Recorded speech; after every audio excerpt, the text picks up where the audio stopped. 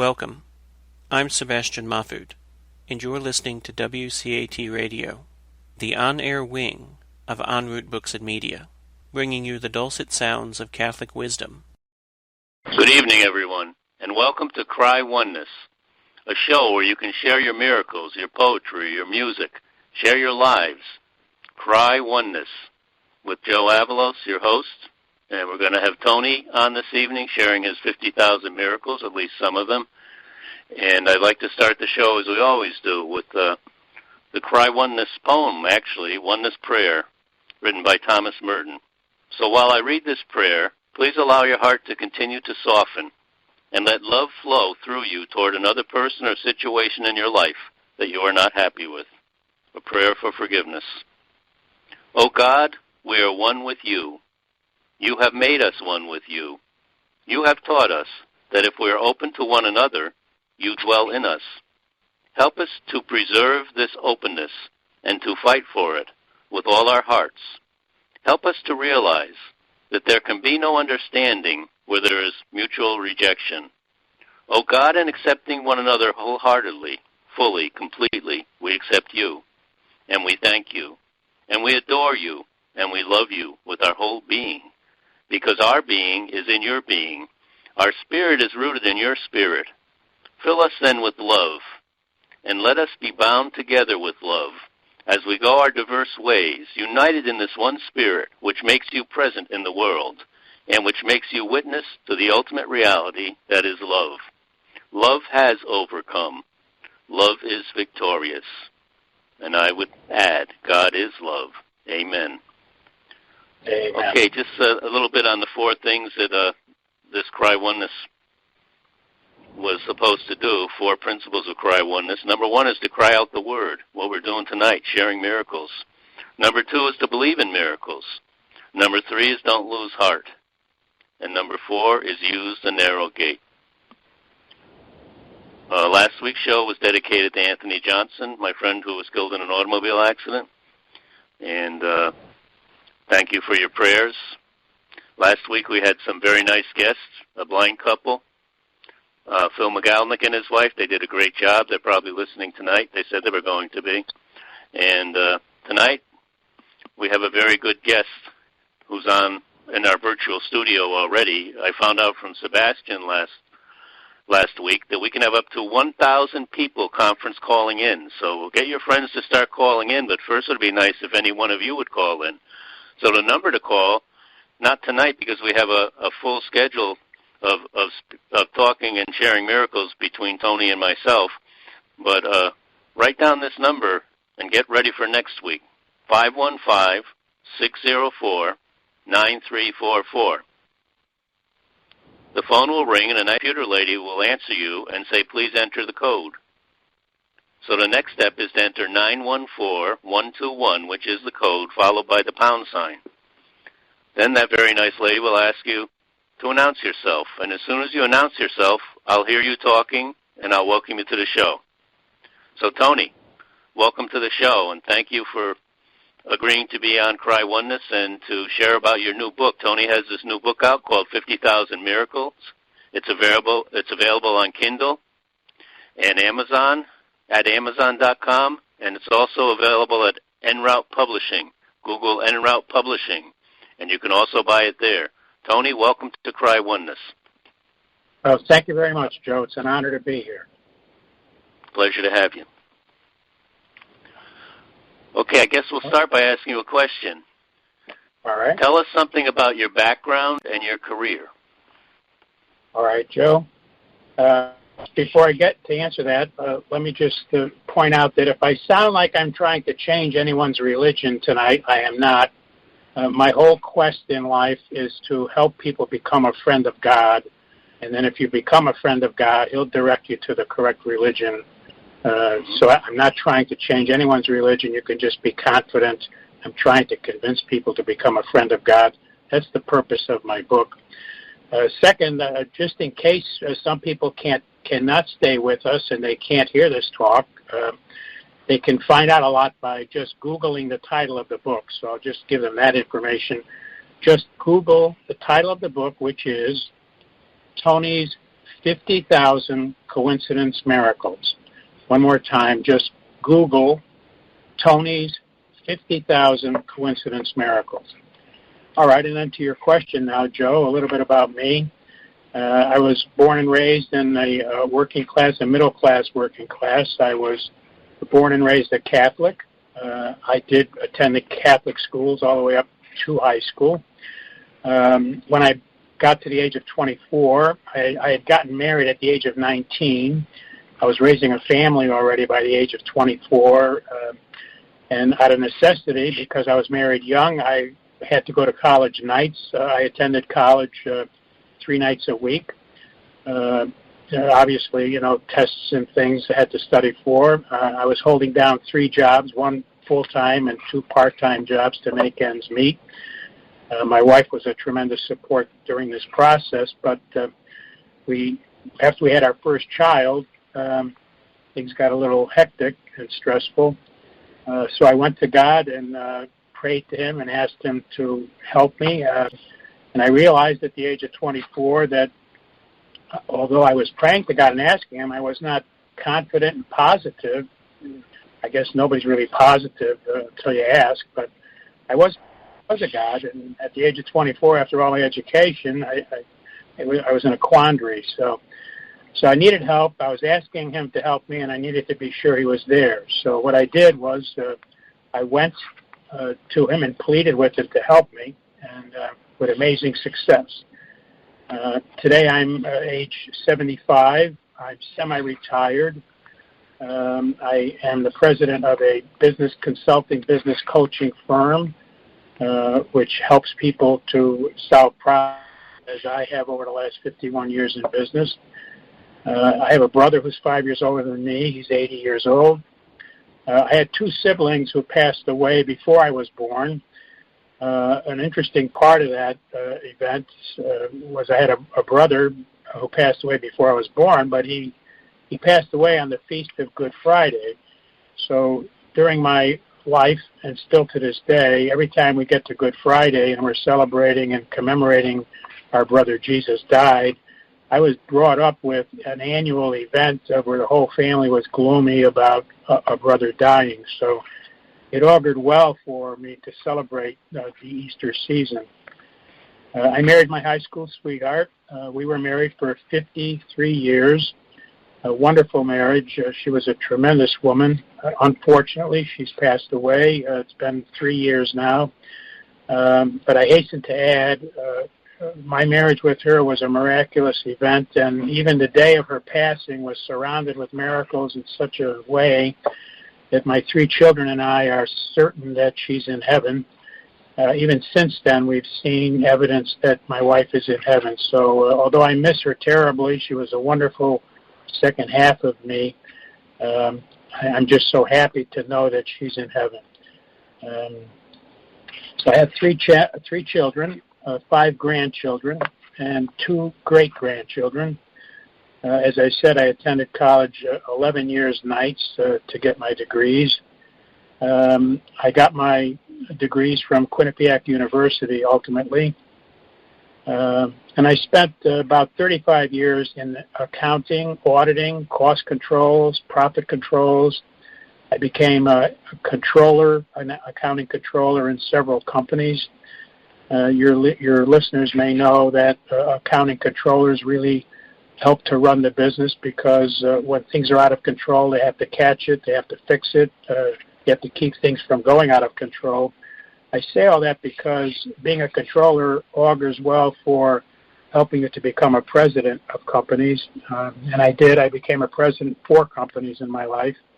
I share these aspects because when I get into miracles, you may wonder if I'm a regular person, and indeed, I've had a career of 51 years as a regular person, became a president for companies, worked for some fantastic companies with some great people, companies like Timex Watches, Johnson & Johnson, Clairol Hair Coloring, and Remington Electric Shavers. And when I became president, it was because I had a reputation for being a good controller, able to control things. And as it turns out, I was called by 4 companies over time that were going bankrupt and needed to get turned around. And so God came with me, of course, as you'll hear later. It was God's grace and God's wisdom that helped me to save these companies. So for the past 15 years, though, I've been this business consultant, business coach, helping leaders to turn things around, profit-wise, etc. But ultimately, I have to reveal to them, the source of my wisdom is God, and I reveal that. And I've helped several companies and several presidents now who also now run their companies by asking God what to do. As your opening prayer indicated, Joe, we are with God all the time, and we coexist with Him. And so if that's true, and I know it's true, there's no problem too great for us to talk to Him about and to get His wisdom about. I have 45 years experience being a Christian evangelist. I've been an author. I taught Sunday school, CCD Sunday school, for 45 years. And an interesting sidelight of that is I was inspired by God to realize over the 45 years I've had 1,000 students, and many of them are grandparents today. So if you want to do something for God, teach Sunday school, because it impacts so many people, 1,000 people and their families and their friends, etc. Is there something you want me to clarify, Joe, or a question you would like to ask at this point? I would like to say, if you have 1,000 students, you should have them all call in, because this conference call that we're on can handle 1,000 audience. So have them call in and join us someday. But I have a question for you. All right. Well, I don't have a question, but I have another comment, then I'm going to ask you a question. Sounds like you had a lot of good orderly direction in your life before you even got serious about God. God is good orderly direction, and if you can practice good orderly direction, you're already being a part of God, aren't you? That's true. That's where it comes from. He is orderly. You're right, Joe. Right. People who don't have God in their lives are all over the place, like I used to be before I found Him. So I want to ask you this question. Do you have any... What got you interested in becoming a Christian evangelist? You did that for 51 years while still working. How'd you handle all that? All right. Well, thanks, Joe. Good question. Like most people, I mentioned that crisis at the age of 24. I had a lot of stresses and anxiety, and everybody I've met in my life has had stressful moments. Even the great saints have had stressful moments. I think God uses that as an opportunity for us to go to Him. There's nowhere else to go. When you reach... even Alcoholics Anonymous takes people through a program to a higher power. When you have nowhere else to go but to God, you do find God. Unfortunately, people wait till it's too late, as I did probably too, except thank God it happened to me at 24. So life was stressful. As I said, I was working 3 jobs, and I was going to school nights. But what happened at 24 was my wife had to stop working because our first child arrived, and so that cut my income down. So that's why I started working 3 jobs. We also had just purchased a new house, and we had a mortgage, and on top of the mortgage, I had the chores of upkeep of a house that I did not have before. So things got a little crazy. Then when my wife stopped working, it got crazier. So the stresses were pretty bad. I think most people have gone through that unless you were born extremely wealthy. So I pleaded with God, as I said. Now, what happened was promptly, as soon as I pleaded with God in all sincerity, and I said some things I was not too proud of, which I cite in my book. I put the whole statement that I went through about an hour and a half of complaining and pleading with God for help. In a Catholic church, an empty church one night, I spent an hour and a half babbling. But like within one day, things started happening. The most significant thing that happened was I got a call from a headhunter, a recruiter, and he said he could not tell me who had given him my name and my credentials, but he had me as the perfect match for an ideal job that he had open.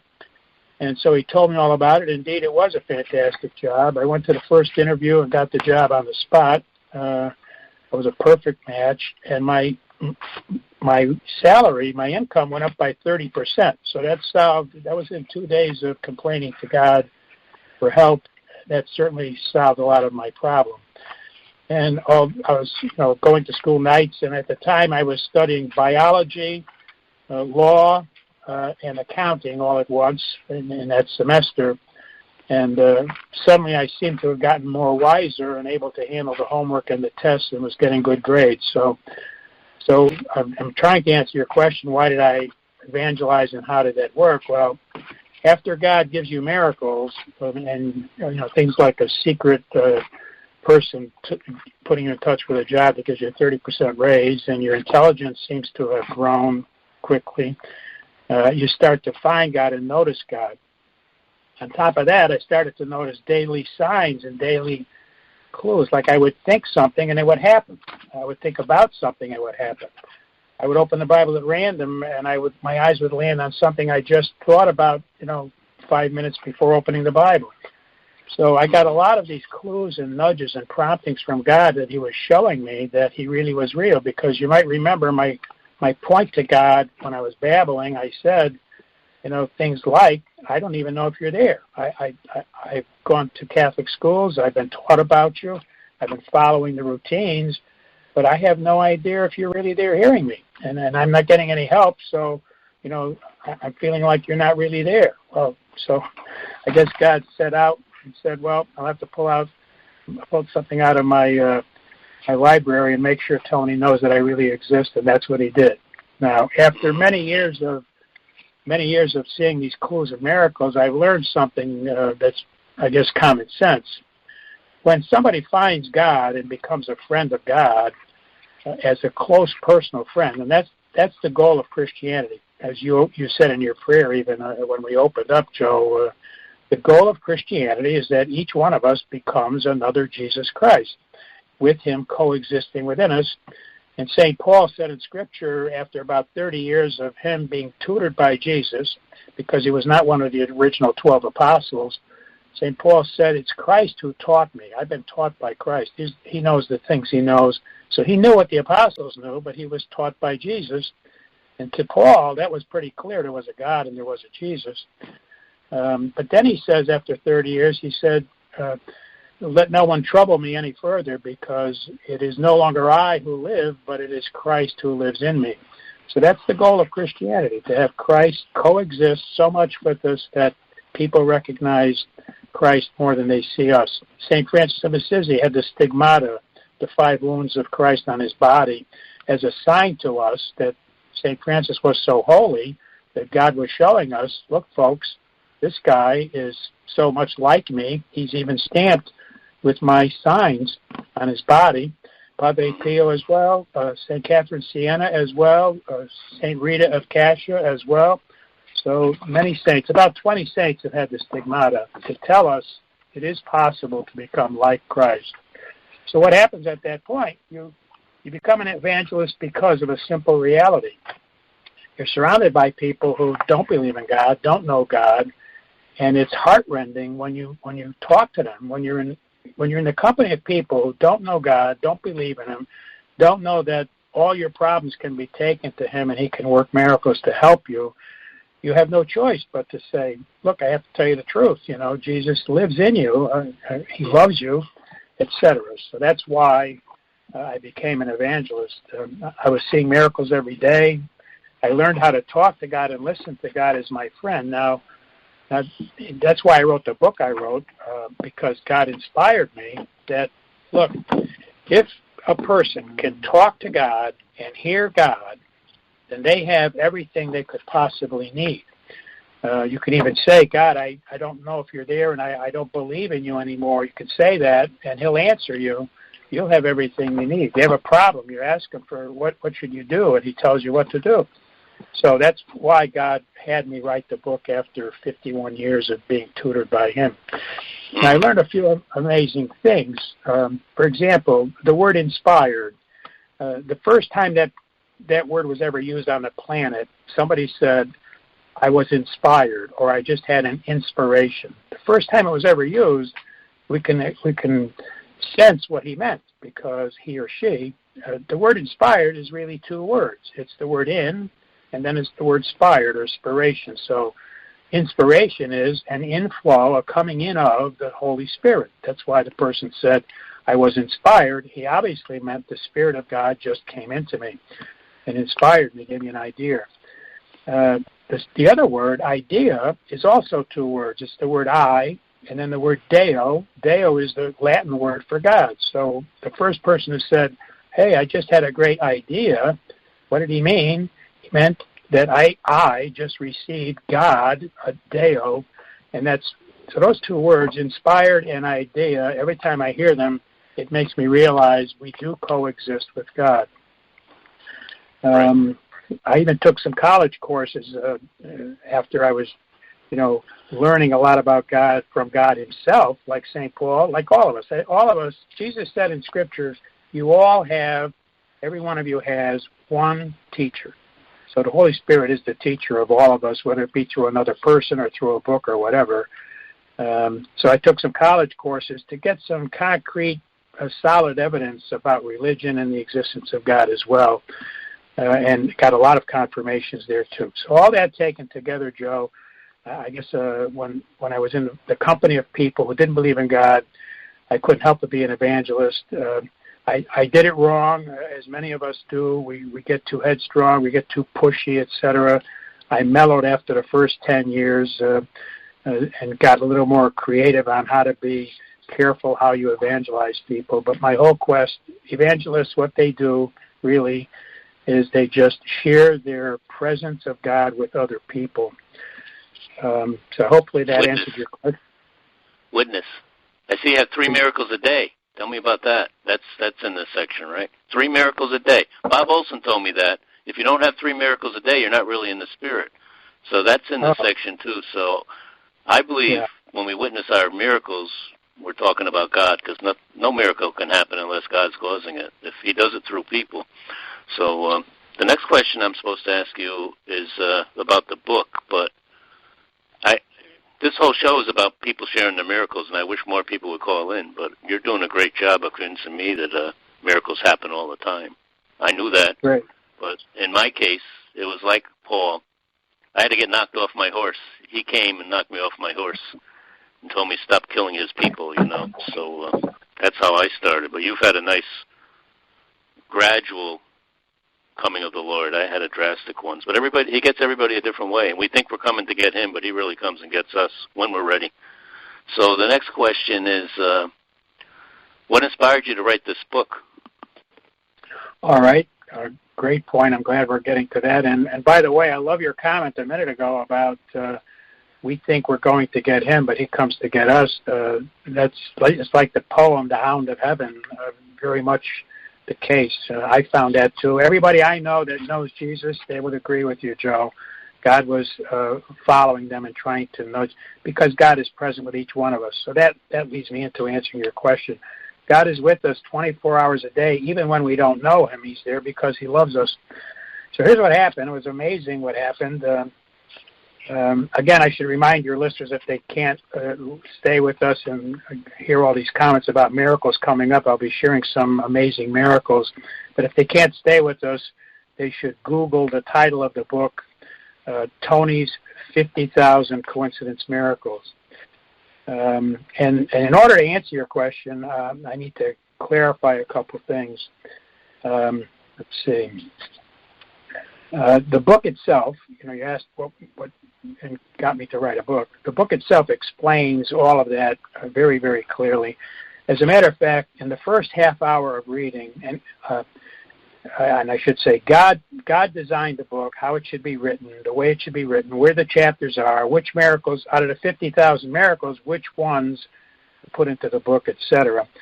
And he inspired me to put in the first half hour of reading to convince people how to talk to God, how they can hear God, how they can be sure that they're hearing God's voice. So many of the readers have commented back and sent me emails, etc., being grateful that they learn how to talk to God in the first half hour of the book, so that as they're reading the rest of the book, they're getting inspirations and they're having discussions with God in the rest of the book. So I'm very happy to say that happened. So I want to get that out of the way, especially since when you asked the question, what made me write the book, you see, the real answer is God told me to write the book, as I'll explain now. But I couldn't tell you God told me until I told your audience that if they're not talking to God, that's their problem. God wants to talk to every one of us. So what happened was God asked me some questions one day. While I was meditating, I was talking to him. We were talking about many things. I talk to God every day. I go to Mass every morning, and I spend about an hour after Mass talking to him about things, what he wants me to do, and how to do the things he wants. So one particular day, while I was talking to him, he said, "Tony, how many miracles a day do you experience?" And I never thought about it. I never really thought about it. Some days I get 10 miracles a day. But I thought about it. In order to give God an answer, I said, well, God, I'm sure I could say on average 3 miracles a day without any doubt in my mind. I have no doubt in my mind. And since I wrote the book, every time I get a miracle, I jot it down. So I know I get at least 3 still after writing the book. And then he said, well, Tony, how many miracles a year is that? 3 miracles a day. Well, I never thought of that either, but I'm an accountant, so I multiplied 365 days times 3, and I got 1,000. So I said, wow, that really blew my mind. I was having miracles for 51 years, and I never knew I get 1,000 miracles a year. I got excited. And then he said, I guess to put the frosting on the cake, well, how many miracles has that been in 51 years? I said, wow, I'm still an accountant. That's 51,000 miracles.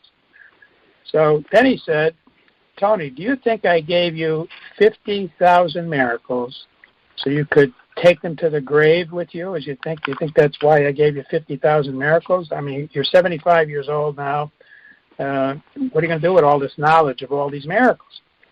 And as I was thinking of that, he said, that's why I've been prompting you for the last few years to write a book, but I was reluctant to write a book. So he was nudging me and prompting me. So then he said to me, all right, how about if you do this, Tony? See, I talk to God very colloquially. He is my friend. What he did for me, Joe, was he created a perfect friend for me. In other words, he behaves in such a way with me. He lets me talk to him.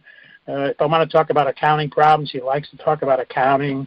Whatever I want to, what I want to do, like if I want to go bowling or I want to go to a movie, that's where he wants to go. He's just been a perfect friend, and I think he does this for everybody. So what he said to me, in order to get me to write this book, he says, well, how about if you do this? How about if you write a diary for your family? You've got 3 children, you've got 5 grandchildren, you've got 2 great-grandchildren. How about if you just write a diary so at least they'll know the experiences you've had? So that's how it began. I started writing a diary. And after I wrote the diary, he just impressed upon me, Tony, he gave me a mission. And I'm going to get into that now so you'll know that the process was, he was nudging me for years to write a book. He tells me he gave me 50,000 miracles, not for me to take to the grave, and he made me feel responsible. And then he said, well, all right, write it. He gave me a break, you see. He was being a good friend. He gave me a break. Like, don't write a book. Why don't you just write a diary? And that was to get me to that process. Like you said, Joe, he comes after us, and he solves our problems. All right, so now I got it, right? Now suddenly I said, wow, I got it. Now I understand. I figured out why I got a mission, and here it is. My mission is there's 7 billion people on the planet Earth, 7 billion people. And I noticed many of them don't notice God at all, don't think about him at all. And I realized, wow, my mission is God is sad, God is hurt, God is offended, and he doesn't deserve this treatment. You see, he's giving 3 miracles a day to everybody on the planet at least, maybe 10 miracles a day to people on the planet, but they don't say thank you. They don't notice them. Sometimes they walk right over them and step on them. It's like on Christmas morning, he puts all these gifts out under the tree, and people don't even open them. Or if they open them, they don't acknowledge that he did it for them. And so I said, my mission is to publicize this, tell people, convince people, because I have all this ammunition of 50,000 miracles, convince people that God. And then he said, Tony, that's close, but it's not exactly correct. And I felt like he was very serious. You see, Jesus is so perfect to me. I can tell when he's happy with me and when he's happy with something and when he's sad. And he was being very, very serious-minded. He said, that's not exactly it, Tony. And then he shocked me, and I think this is going to shock your audience. He shocked me, because here's what he said, and I have no way of debating this. I have no way of proving this. All I know is after talking to him for 51 years, here's what he said. He said 3 billion of the 7 billion are not going to make it to heaven. And that was shocking, because I would never say such a thing. But he said it. 3 billion are not going to make it. He said 3 billion out of how many? 3 billion out of 7 billion. And I thought about it for quite a while since. You know, when you're in the company of 10 people, you'll probably find that three people of the 10 people, average people, are not paying attention to God. They don't talk to Him. They don't go to church. They don't pray. They don't read the Bible. You know, 3 out of every 10. But anyway, you know, Jesus said to me, the reason why the 3 billion are not going to make it is because they don't talk to me, because they don't ask me what to do, because they don't listen to me. They don't follow my nudges and my promptings. So the reason why people are not getting to heaven is because they don't put themselves into my existence. They don't let me live with them. That's the reason. So, all right. And then he said, therefore, they get tricked. They get tricked and confused like Adam and Eve got tricked. Adam and Eve were with me in the Garden of Eden, and we were friends, and they got tricked. Imagine, if they got tricked, how you'll be tricked if you don't come to me and seek my wisdom. So now he gave me the mission. So then he gave me this other example that was heart-rending. I hope I say it. When he said it to me, it brought tears to my eyes, so I hope I say it effectively. But here's the example he gave me. He said, Tony, imagine a perfect mother. And I personally had a perfect mother, and my wife was a perfect mother, so I know what a perfect mother looks like. And he said, imagine a perfect mother. She has 5 children who never listen to her, like people don't listen to me. She gives them advice, and they ignore it, or they debate it, or they tell her she's wrong, as people do with me. They never ask for advice. They won't call her on the phone because they don't want to engage with her. They don't visit her anymore. So imagine this perfect mother who loves 5 children, as a perfect mother does, going through this heart-rending pain. And furthermore, now watch this now, Tony. One of the 5 is an alcoholic. The other one is on drugs. Another one is a thief. He's constantly stealing and getting arrested. All of them are liars. Most of them have been in jail for an extended period of time. A couple of them have had car accidents, and they're in hospitals, and they're crippled. And that's the state of this poor mother's heart. That's the state of her heart. She's sad, cries all the time, prays for them. She doesn't. Now, Tony, I have 7 billion children, 7 billion friends. I got 3 billion of them who are just like this mother's 5, and that's the situation. So now he said, imagine the pain and the sadness of the perfect mom, and then notice me and multiply that by 3 billion people who are ignoring me and being tricked as well. And then he said, Tony, that's only this current generation, 3 billion people. This has been happening to me for the last 2,000 years. Imagine how many people have not made it to heaven. So I tell you, Joe, it really propelled me into, I learned from Jesus that he made me an expert. He made me an expert on miracles. He made me an expert on you can talk to God, you can hear God, and that's the problem. We have to talk to him, we have to listen to him. And I want to put a summary point here because it's very valuable at this point. You see, Jesus gave me this mission at the beginning of the book. The mission was, Tony, you are an expert. You have to convince people. And I didn't believe him. I couldn't accept that I'm an expert in anything religious and spiritual. But he convinced me. He made me an expert after 51 years with 3 miracles a day. And he did it for a purpose. He made me an expert at talking to him and listening to him. And then when I finished the book was all done, ready to go to the publisher. Jesus said to me, Tony, I want you to go to those 2 books, and I want you to open them at random. The first book was Imitation of Christ, a very amazing, well-known priest used it in the seminary. It's called Imitation of Christ. It's all filled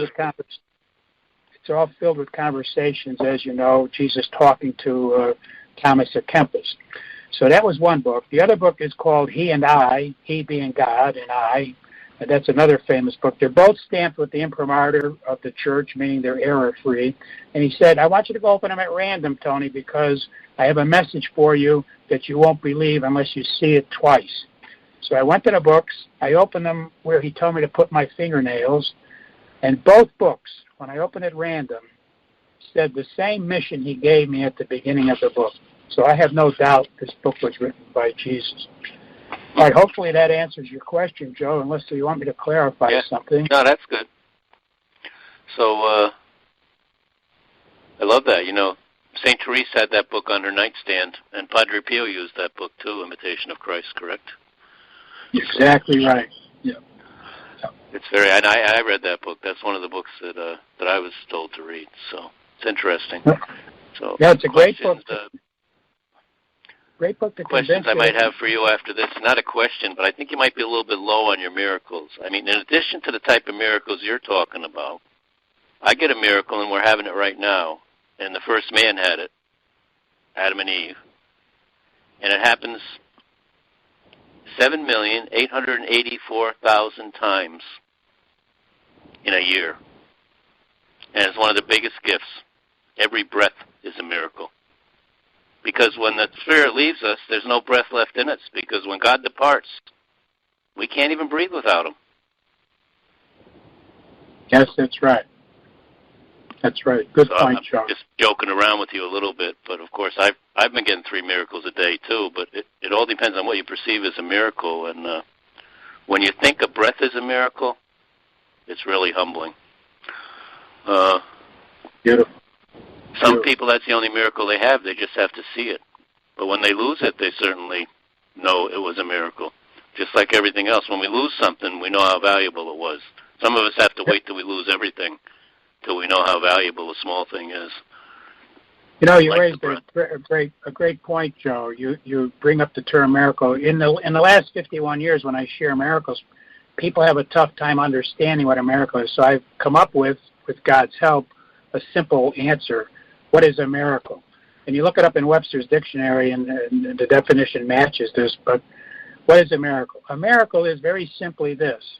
It's something that you see or something you sense or experience that you know God did. That's how simple it is. If you know God did it, it doesn't matter if 10 people around you disagree with you. If you say God did it, it's a miracle, because that's what a miracle is. It's an action of God. So I guess the question is, what is the goal and purpose of your book, Tony's 50,000 Coincidence Miracles? What do you hope to achieve with this book, or what does God hope for you to achieve with this book? Okay, great. It's much like what the mission was and then the confirmation of the mission. And the goal is to convince readers that God really exists. It has to do that. It has to convince every reader that reads this book, whether they're an atheist or not, they're going to end the book knowing God exists. He has to exist for what they'll read in this book. It also convinces people that God loves us, because what God did for me in 51 years can be only seen as God totally loving human beings. The next thing is that God made us to be His friends. I mean, He could have made us to be slaves or robots or whatever, tools in His tool chest, but He made us to be friends. And He takes, as you pointed out, Joe, He does all the work in making us friends. He just needs us to be pliable. He took the 12 apostles, and if you read the stories of the 12 apostles, you can see that God made them His friends. He even took Judas and made Judas His friend. So God's out to be our friend. Matter of fact, Jesus calls us friends twice, in John 15, verse 15, and John 17. He clearly says He's our friend. The next thing is to convince people that they can talk to God and they can hear God anytime they want to. They don't have to set up an appointment. They don't have to travel any place. God's always available. And then the goal is to help people notice their miracles. The 100 miracles that are cited in the book and there's some ancillary miracles besides, so there's 100 plus. But they will help the reader to see that they are also experiencing these kinds of things, and they have not called them miracles, perhaps. But I'm going to be sharing a few of those before we finish today. Now, so that's kind of the goals. The purpose might be better explained as the process of the book, so I'll tell you that quickly. The process is to show in the first half hour, as I said, first half hour that people can talk to God.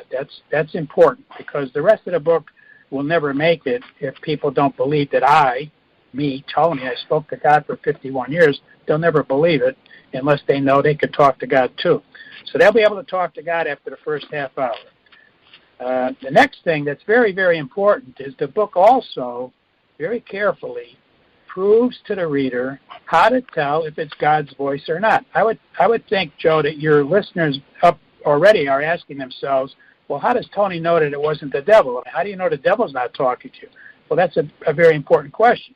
And I can tell you that in the first few years that I was talking to God, it occurred to me all the time, is that God, or is that the devil, or is it my own mind? And anybody talking to God is going to have that question. So God had me put in the book, how will you know that it's really God's voice talking to you? And that's covered very carefully. It's called, actually, when you get to the book, it's called fleecing, because of General Gideon's fleece in the Bible, which most people know about. But that's how you can make sure God is talking to you. The next thing in the process is that God, as you said, again, Joe, God comes to meet us, and he works at it. As I've said, he wants to make us his friend. Well, here's what happened while I was writing the book. 13 times, at least 13 times, Jesus broke in, stopped me from what I was doing, and said, change that, or move the paragraphs, or take that miracle out, put this miracle in instead. So he came and inspired me to do that. And right after I did what he said, 13 times, I got a confirmation, like I got a phone call from someone who said the same thing, or the front page of the newspaper said the same thing, or the television that night said the same thing. So 13 times, and I listed them all in the book, so the readers, as they read it, they'll hear all these episodes. Jesus said to change it, and right after I did what he said, I got a confirmation. One amazing moment, it just came to mind just now, was he asked me to type the chapter and verse of a scripture passage. It was in Genesis. He said, insert what chapter and verse it is. So as I started to type it, as I was typing each number in the chapter and verse, I had EWTN Catholic Television on at the moment, and the priest was reading the same numbers. I said Genesis 18. I was typing Genesis 18, and the priest was saying it simultaneously as I typed each digit. It was not afterward, but it was simultaneous. Another part in the process is to explain the 100 miracles in my life, and to convince people that they are also getting these same kinds of miracles. Otherwise they'd just be listening to somebody, talk about wonderful stories, like watching a wonderful movie. But I need them to internalize that they also can have these experiences. And you know what? They don't have to wait 5 years. They don't have to wait 6 months. They don't have to go buy 6 more books. They don't have to enter a program and study and go away to a seminar. They don't have to do that. They just have to do it. For example, people have trouble. They'll tell me they're having trouble talking to God and hearing God. And the answer to that is very simple. Here's how simple it is. And I say it in the book. If you ask God a question, and he loves you, and he made you, and he's with you, coexisting with you, and you ask him a question, you have no problem. The rest of the event, his answering is his problem. And he's God, so he'll make sure you get the answer. You just have to worry about asking the question and listening for the answer. Also a process in the book was that Mary, the Blessed Virgin Mary, and Jesus both sent me confirmations as I was writing the book that they also wanted those messages delivered. And I put that in the book as well. As a matter of fact, right on the cover, on the front cover and the back cover, I also cited that Our Lady of Medjugorje has confirmed the mission of this book by something she said 3 days after I wrote the book. I had to call the book back from the printer, back from the people that were creating the book for me, because I had to put that on. Jesus said, call the book back and cite that Mary has confirmed it. So I did do that. Okay, so I guess the last point is to help everyone know, every person, no matter what age you are. I've been teaching Sunday school. I teach typically the graduating class, but the 12, 13-year-old person, they're able to comprehend that they can talk to God and they can hear God. So hopefully that answered it well enough, Joe, I think, eh? That's really good, Tony. Let's get on to the next question because we're starting to run a little bit late. So I know you have 100 flabbergasting miracles in the book. Can you give us a representative sample of some of those miracles, too? Okay, great. Thank you. All right, the first one I'd like to share is called the New Heart Miracle. It's in the book, and I try to be brief because we are running out of time. I had a few miracles I would like to cover. So the New Heart Miracle, here's what happened. 3 o'clock one morning, this was about 40 years ago, so I was into this maybe for 10 years of talking to God. Woke me up 3 o'clock in the morning. He said, Tony, I want you to go down to the kitchen. I want you to write a letter to your father-in-law who's having heart surgery the next morning. And I complained. I said, it's 3 o'clock in the morning. Can't we do this later? But my best friend, Jesus, gently got me to go downstairs in spite of myself. And there I was in the kitchen, and I said, geez, Lord, how do I write this letter to somebody having heart surgery? He said, why don't you do this? Why don't you say, I'm going to pray for you to have a brand new heart. I'm going to pray for God to create a brand new heart in you. And as I started to write that, I heard the record player go on in the living room. And I heard the turntable turning. I heard the arm come over and cranking over. I heard the needle hit the record. And the record was a song, and the first words that were sung said, create in me a new heart, O God. I got goosebumps because I was writing, create in me a new heart, create for him a new heart, and the record player went on. I got up to go see who played a trick on me and turned the record player on. Jesus said, but Tony, who would know what you're thinking except me? They couldn't play a joke on you. And sure enough, my 3 kids were sleeping. My wife was sleeping. The record player went on at 3 o'clock in the morning while I was writing what it sung. The next miracle I would cite is... That's one of the praise and worship songs I sing quite a bit. That's Sound 51 to music, right? It's Sound 51. The next miracle was a client box miracle. I've been doing business coaching, business consulting now for a while. I had a client I had for 2 years. Went in on a Monday morning to make a presentation. When I got there Monday morning, got to his office, there were like 50 boxes, 49 or 50 boxes scattered all over his office. Normally his office is very posh, very pristine, well kept. Papers all over the place. I was dumbfounded. One of his employees said, Tony, he's a basket case. He's been here all weekend. He got a call on Friday. This was Monday morning now, but he got a call on Friday. He was being sued for an amazing amount of money.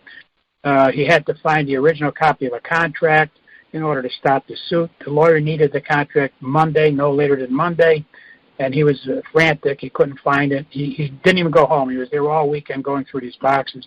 So in compassion, I started praying for this client. We'd been together for 2 years. We both experienced miracles, and I was praying for him and really feeling for him. And Jesus said, look at the box next to your left foot. So I looked at the box next to my left foot. He said, take the yellow folder out. There was like 15 folders, 14 manila ones, 1 yellow one. I pulled the yellow folder out, and there was the contract right on top, in the box next to my foot. And as I was looking at the contract, the president comes walking in. I said, I got it. I showed it to him. Needless to say, he was ecstatic. That's the client box miracle. The next miracle is called peaceful surroundings. When I'm consulting with presidents and business leaders, I need to get them at least 1 mile away from the office, because otherwise, I've learned over the years, 15 years of consulting with them, and I've experienced it in my life myself. When you're having problems with work, problems with business, it's like being in a foxhole in the middle of a war. You're on the front lines in a foxhole, and I got to get you out of there and get you at least 1 mile away from the war front so I can talk to you. So that's what I try to do. I had one diehard president. I could never get him out of the office, but one day I convinced him. So he agreed. I said, all right, I'm going to take you to a peaceful place, peaceful surroundings. So we got in the car. We drove off about 1 mile. There was a wonderful cemetery, a Catholic cemetery you may know. is before they open them, they bless them with holy water, holy oils. It's a very holy, sacred ground, and that's where we'll go. And there's many saints buried there because there's many saints we never even know about. So I like to walk on the roads. And I don't walk among the tombstones, but I walk on the roads, and I pray and I meditate. There's beautiful scenery there. There's trees, green grass. There's beautiful statues. So I took them there. As we drove in, I pointed out where we were going to park somewhere in a quarter-mile radius in a beautiful section. I said, look, you pick what place you want to park in, and that's where we'll go. Jesus inspired me to do that, as you see why in a second. So he said, yeah, let's park over there under a tree. So I pulled in under the tree. I got out of the car. He got out of the car, but he never moved. He was frozen outside of the car, frozen, staring at the tombstone. So I went over and asked him, what's the problem?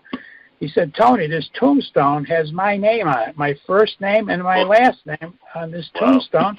And this guy died 40 years ago, and I'm just blown away. And I said, well, it's a good thing you picked, and I didn't pick the parking place. You'd think I set you up. Well, his whole life changed after that miraculous event, you see. I took him off to a cemetery, and he gets out, he picks the place, he sees his name.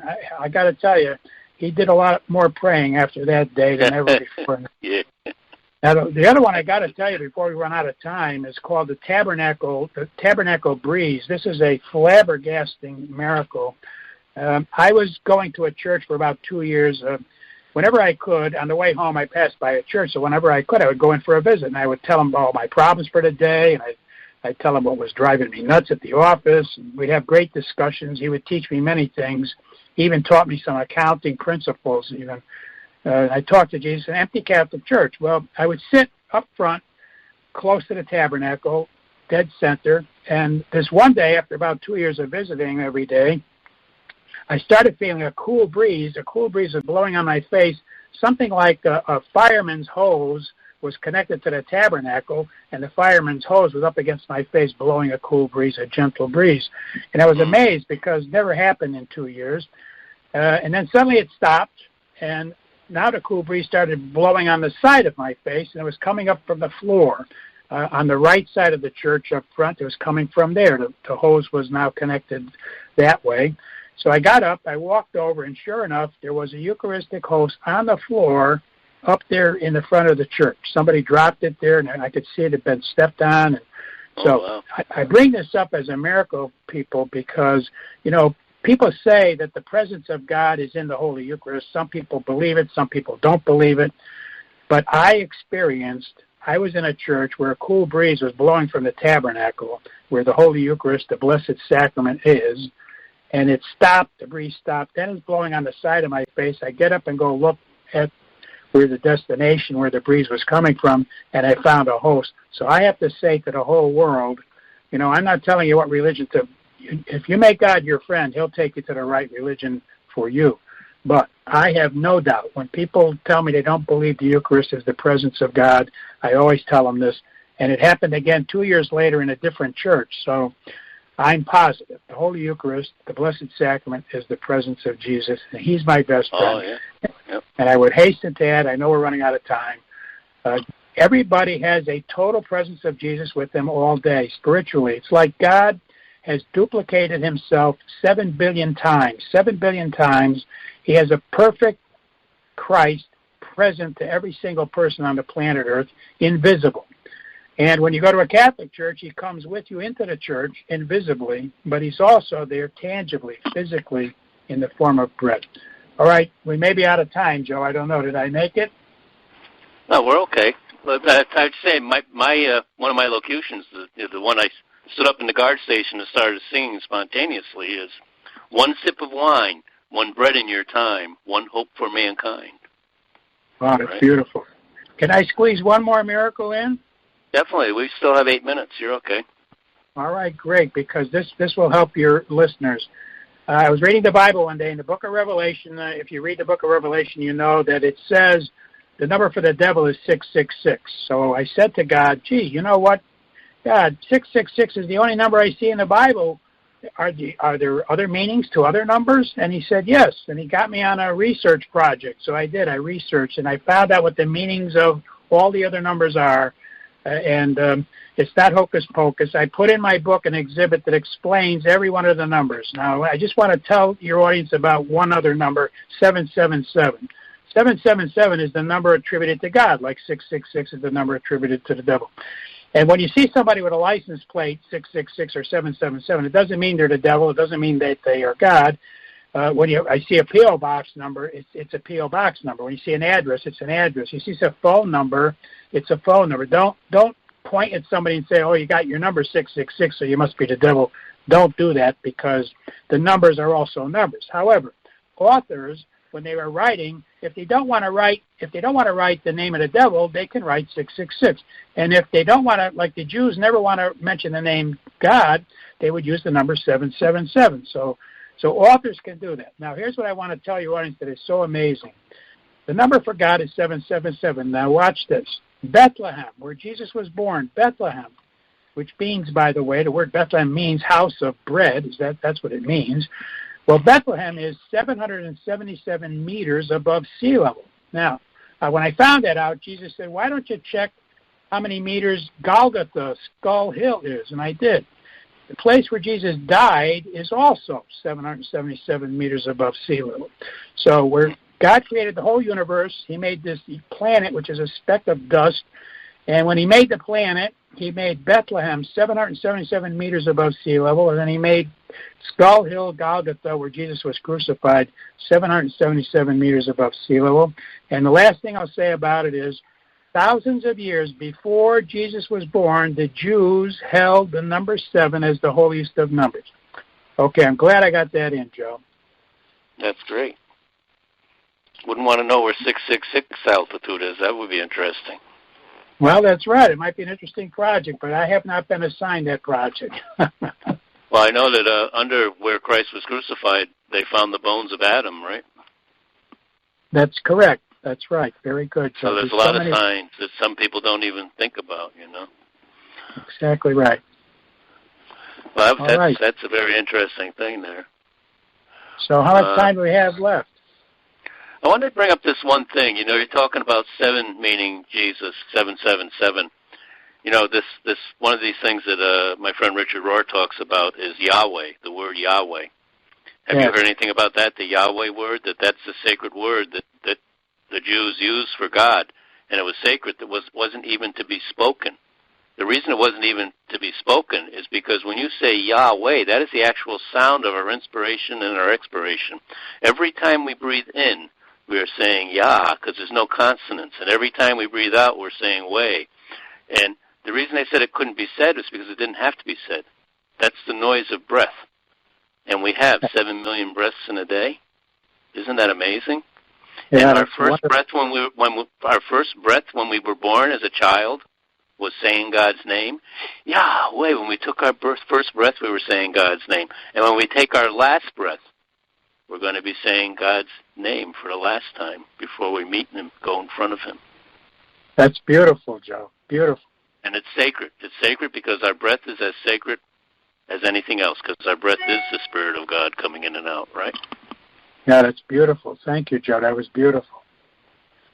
I had not heard that. Anything else you want to share? We have a couple of minutes. Let me see. All right. Exactly 2 minutes. Just have a 1 minute share. Yep. Okay, I got 51,000. The one I'll share is called My Son's Den Mother. My son was young, and he wanted to become a Cub Scout, and so my wife and I talked about it. She was working, I was working, she was busy, so we agreed I would take it on. I would go and do the Den Mother work this year for the first year. So I went to the first meeting. I found out there's no Den Mothers is right because it was all women. I was the only guy there. I had a red face on.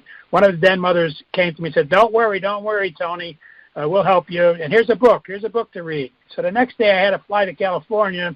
I took the book with me. I'm up in the plane. I'm up above the clouds. I opened the book to start to read it, and here's what it said.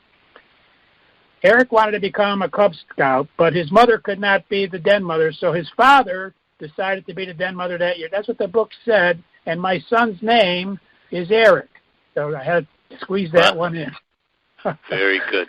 So I'm going to close with this. May you all have miracles like me and Tony are having. May you see miracles in everything, including your breath.